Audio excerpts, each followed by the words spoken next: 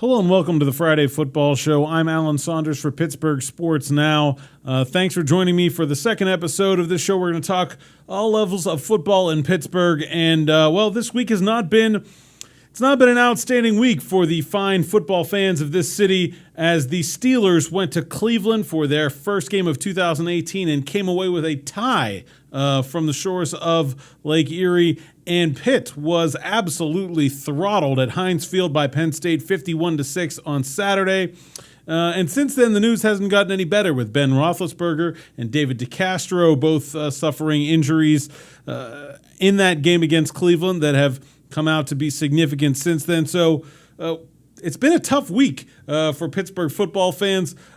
This week is a big week as far as bounce back because there's an opportunity for both teams to do some good against quality opponents, but it's also going to be a challenge again. We're going to break it down. The first thing we're going to do actually, though, is rewind and take a look at some of the things I got right last week, some of the things I got wrong. I spent a lot of my time breaking down film of what football players do right and what football players do wrong, so it's only fair that I break down my own. Last week I thought Kenny Pickett and Trace McSorley were going to be able to be comparable players for Pitt and Penn State at quarterback, and obviously that was wrong. I do think Kenny Pickett's a talented quarterback. I think he has the physical tools. The one thing that I pointed out last week was the lack of experience. Clearly, I think that showed in a big way.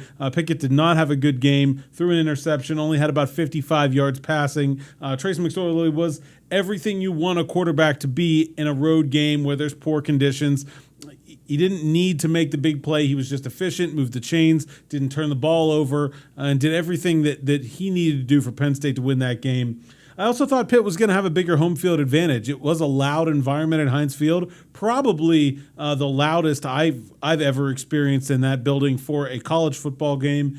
But it didn't seem to matter on the field. If anything, I think the Pitt players maybe were a little bit too jacked up by the environment, and they lost their composure at times. There was a lot of penalties, a lot of mental mistakes, and so maybe the big environment at Heinz Field actually ended up working against the Panthers in a way that I didn't see coming. I did expect the Browns to give the Steelers a close game, so I think I get credit for that one. I didn't expect a tie. I don't think anyone did. But I thought it was going to be a tough game for the Steelers, and it was, although much like Pitt, they did a lot of shooting themselves in the foot with turnovers and mistakes that just didn't need to be made, whether it was missed reads, missed assignments. Sometimes one on top of the other. If you look at the play where Ben Roethlisberger injured his elbow there late in the game, Marcus Gilbert misses his assignment on the right edge, causing a turnover, which ends up almost costing the Steelers the game. But just a lot of sloppy play that didn't look very Steelers-like.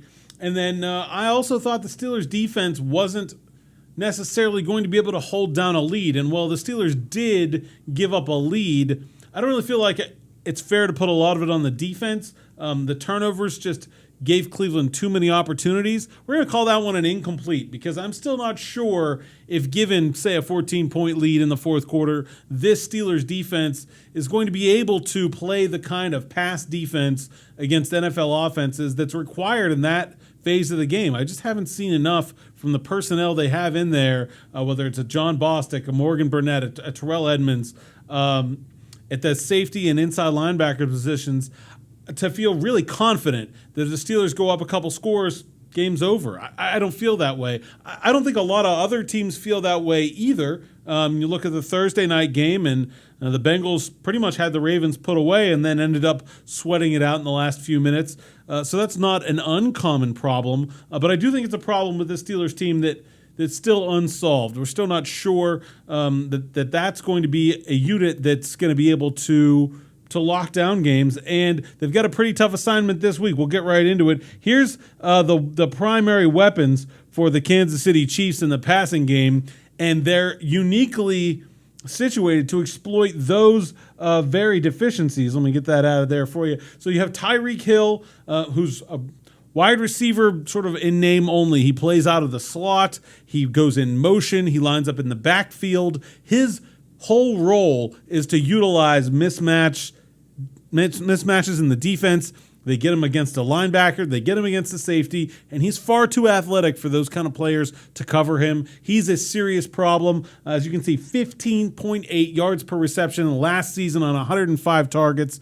Travis Kelce is a big athletic tight end. He doesn't do a lot of blocking. He doesn't do a lot of the things that most tight ends do, but he's an effective receiver. They split him out, and the combination of those two guys really stresses out defenses. So it's exactly the kind of challenge that the Steelers defense is going to need to be able to say down the stretch, can they put teams away? Can they prevent the spread out pass attack that's very prevalent in the NFL right now from gaining chunks of yardage late in the game when it really matters? And this is a perfect test for them. Offensively, I think James Conner obviously had a fantastic game.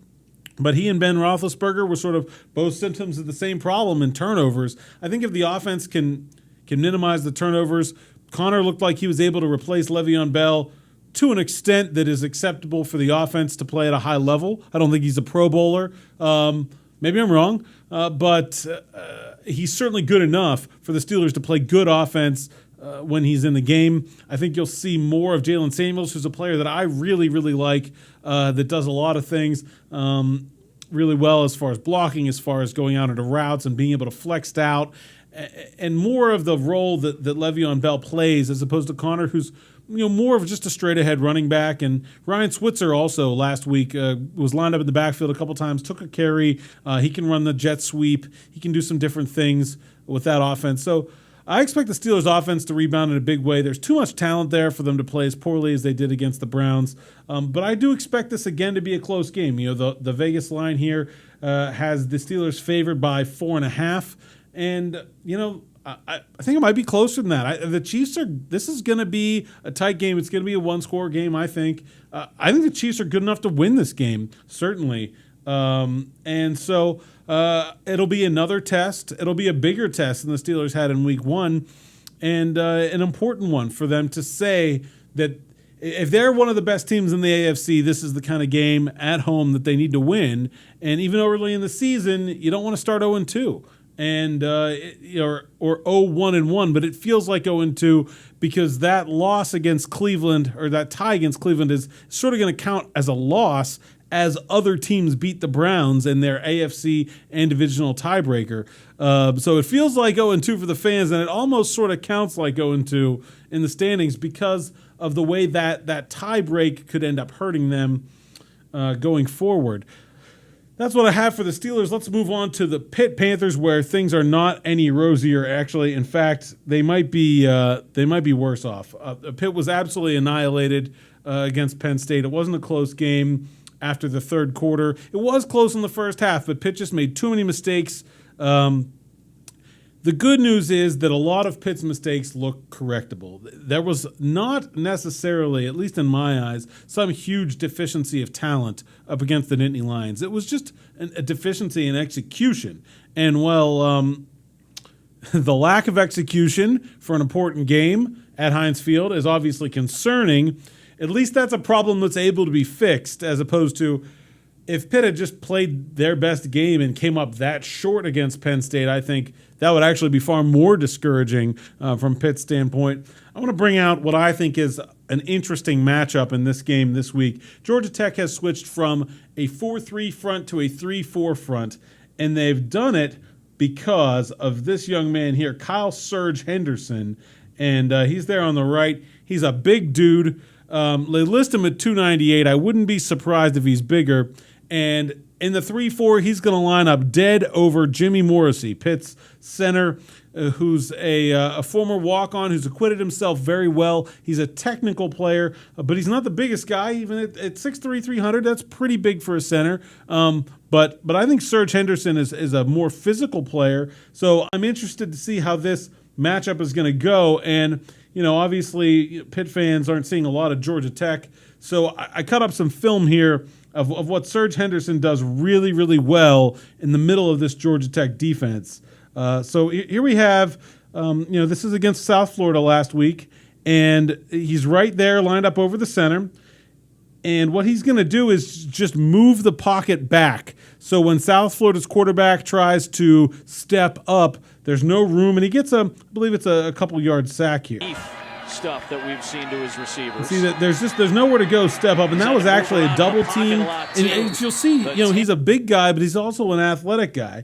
Here we have him again, right over top of the center, 4-point stance in this one, and just pushes things back, tries to take off on a draw, nowhere to run. We saw last week Kenny Pickett likes to try to escape the pocket. He didn't look comfortable standing back there. If he tries to do that against Cerge-Henderson and go forward, he's not going to be able to get away from him. Here's one more we can do, and this is a 3rd and long, and again he's right over the center, and you see he sheds 2 blockers. So that's the clip.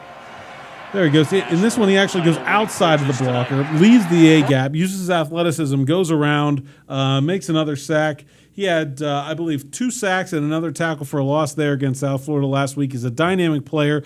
Basically, one of the biggest reasons that Georgia Tech went from a 4-3 front to a 3-4 front. So I think that's the matchup to watch in this game.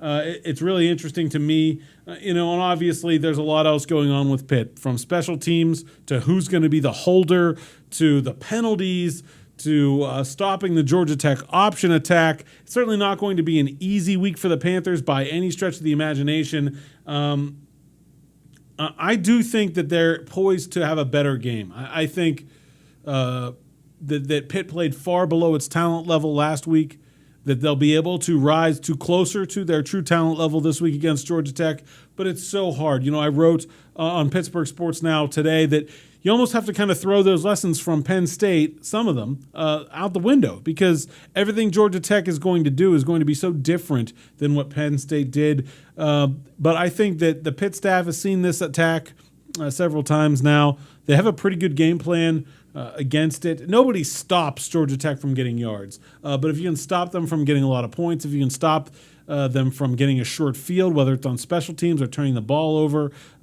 this is a game that Pitt should win. They're favored. They're 3.5-point underdogs. But I think this is a game they should win. This is a game that's at home. And, I haven't seen from Georgia Tech in a game against South Florida anything that says that they're as anywhere near as talented a team as the one that came in here last week. That they're the kind of team that can go on the road and impose their will in places. They're not historically a team that does very well on the road either, although I don't know. I don't ever know how much stock to take into that kind of thing. But it's a game that Pitt really, I talked about how important for the Steelers. You don't want to go 0-1-1. You don't want to start your season like that. With Pitt right now, they're 1-1, but that one game is against an FCS team. I mean, that deserves an asterisk. You don't want to start 0-2 against Power 5. You don't want to start 0-1 in conference play. You don't want to lose a conference game at home.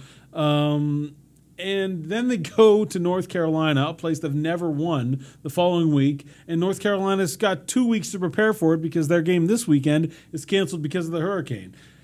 So there's a trap game waiting for them on the other side of this already. It's never a must-win game in September, but it feels like this is a really important game for Pitt's season if they have any realistic thoughts of pursuing the goals that they said just 3 weeks ago were their goals, to make it to that ACC championship game, to be a contender coming out of the Coastal Division. I feel like this is a game Pitt has to win. I feel like this is a game Pitt can win. And a lot of it, just like last week, is going to come on the shoulders of Kenny Pickett, how he can make the adjustments that he needs to make from last week, stay in the pocket, make his reads, make the plays that are available to him, and not necessarily try to make every play into a home run. I feel like he was guilty of that a little bit last week.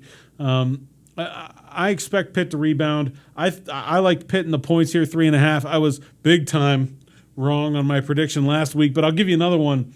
Again, don't spend any of your money on what I have to say about, just about anything. Last week I was able to get one comment on my proposal about WPIAL football and just in general the idea of the best teams should play each other regardless of school type, geographic boundaries, and enrollment.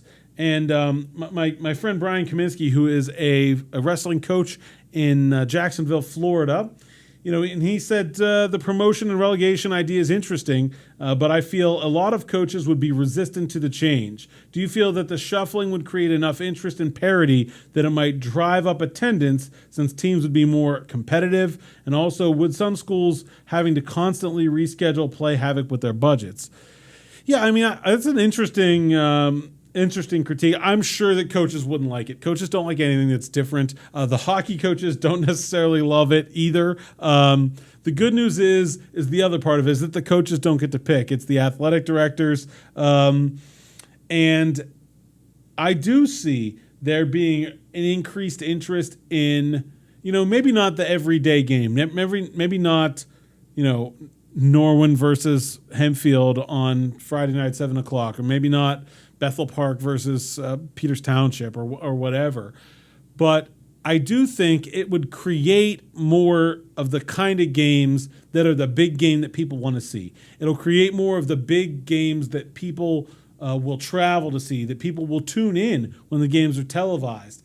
And it'll create a competitive playoff structure where those week one games aren't always blowouts.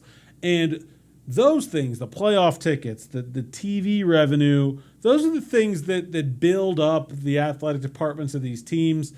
Ticket sales are one of them as well. I just feel like it creates a more competitive environment. Let me know what you think about that and anything else. You can comment right here, Pittsburgh Sports Live, and it's right below the video, of course.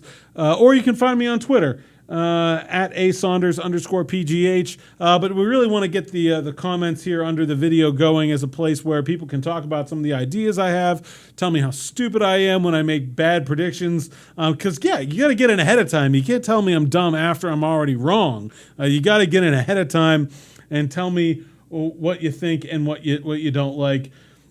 I think that's pretty much all we're going to have for this week. It's going to be a shorter show, but of course, every week we're going to talk about where we're going and what we're doing. Tonight, 7 o'clock, Parker Hurley is going to be at Steel Valley, Shadyside Academy, huge 2A matchup. And this is a couple of schools just talking about that are 2A that have some serious talent. Dino Tomlin, wide receiver for Shadyside Academy, the son of Steelers coach Mike Tomlin, Pitt target. In addition to some other Power 5 offers, Todd Hill's running back and a linebacker for Steel Valley, Sky Moore, a quarterback and a corner for Shadyside, both with Division I offers.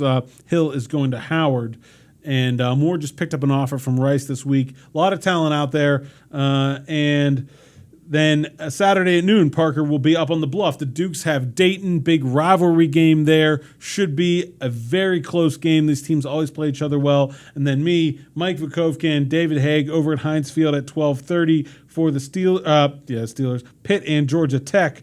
We'll have all the coverage from there for that one. So a big weekend. A big weekend for PSN. A big weekend for football in Pittsburgh. Again, there are no small ones. And then, of course, Sunday, the Steelers open their Heinz Field schedule against the Chiefs.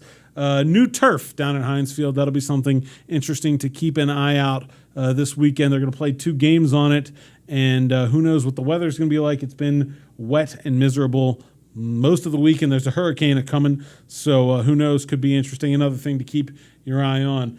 That's all I've got for this week. Until next week, it's Alan Saunders for Pittsburgh Sports Now. Thanks for watching, and have a good night.